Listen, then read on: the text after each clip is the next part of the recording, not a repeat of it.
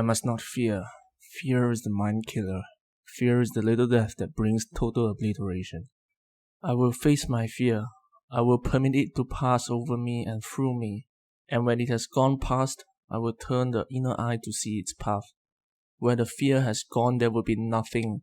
Only I will remain. It would be an impossible task to list the best sci-fi novels of all time without naming Dune as one of the top spots.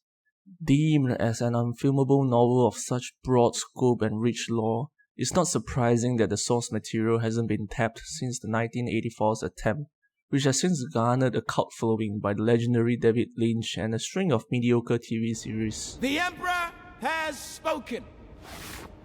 House Atreides shall immediately take control of Arrakis and serve as its steward. Although the film is marketed as a standalone, at least that's what we understood from the title, the title card at the beginning says otherwise, hinting at an inevitable sequel in a foreseeable future.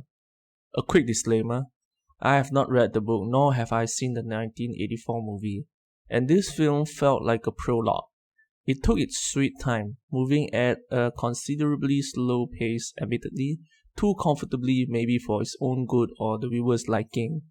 This is especially evident near the end, where things get dragged out in an awkward and anticlimactic way that you can't help but notice and hate because somehow you knew deep down it's coming to a close without a complete resolute story.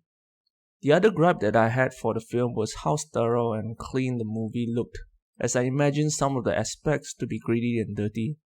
At least consistency is key here, as with the cinematic style and panache from Villeneuve.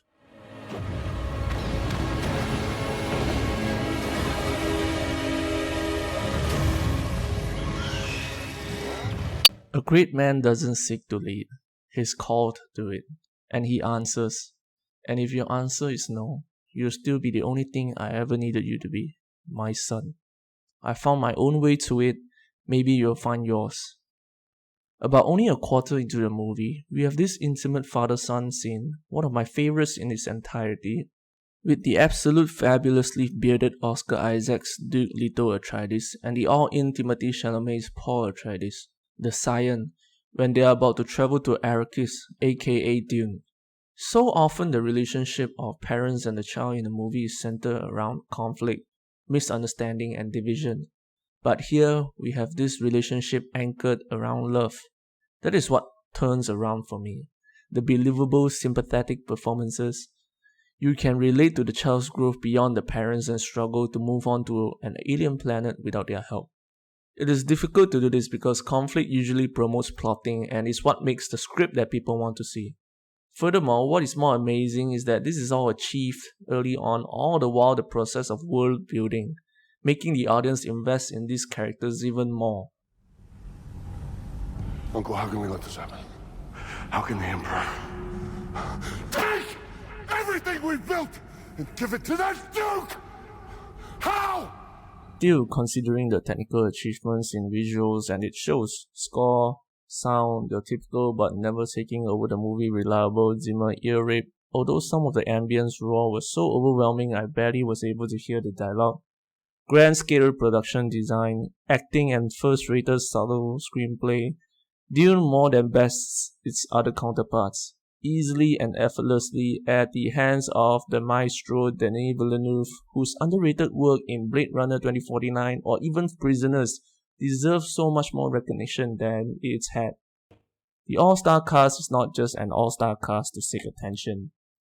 Notable distinguished performances that soared beyond the actors' archetypes were from Oscar Isaac, your stern father figure and a welcome return to form, at least for me, compared to his jokey role in the much Dune-inspired Star Wars. Rebecca Ferguson, a fiercely talented actor who eerily reminded me of her dreaded and murderous role in Doctor Sleep. Josh Brolin, low-key funny and somehow never mentioned again after the middle part. Dave Bautista, who I barely remembered him playing Drax and was so good in every scene that he was in. Jason Momoa, his usual charismatic self, and an unrecognizable but dauntingly fascinating turn by Stellan Skarsgård as the formidable Baron Vladimir Harkonnen, deliciously portrayed in all his repulsiveness in a fat suit.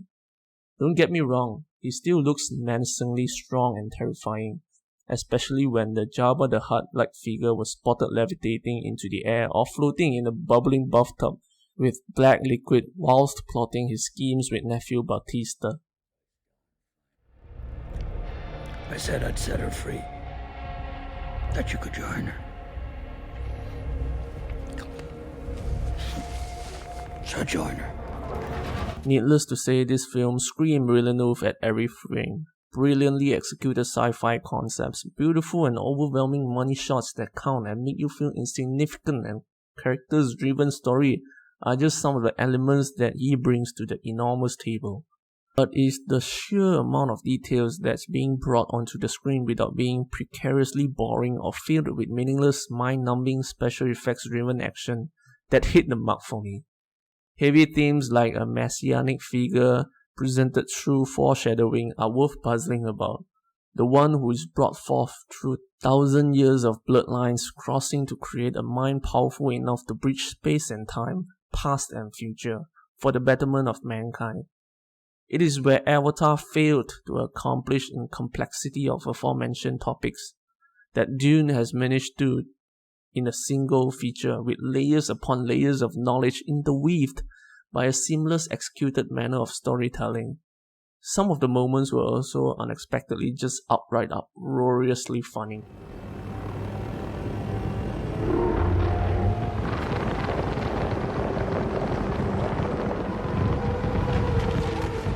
In my opinion, Dune has always been a coming-of-age story, one of my most favorite genres to watch.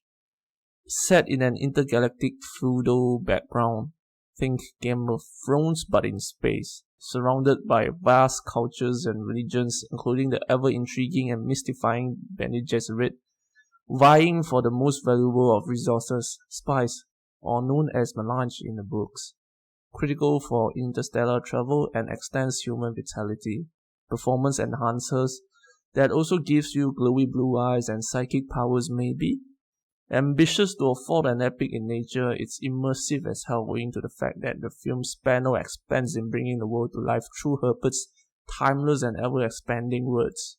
If you hadn't had enough of this world creation, there are even 7 more book sequels in the original Dune series, 6 of which written by Herbert, while the last 2 written by his son Brian Herbert and author Kevin J. Anderson, based on notes left by Herbert. It's a movie that begs to be seen on the biggest screen possible, no questions asked, and it should be, within the presence of a larger collective audience. The movie gods have spoken and commanded. Movies are making a big comeback, and Dune being one of those important standout reasons to go back home.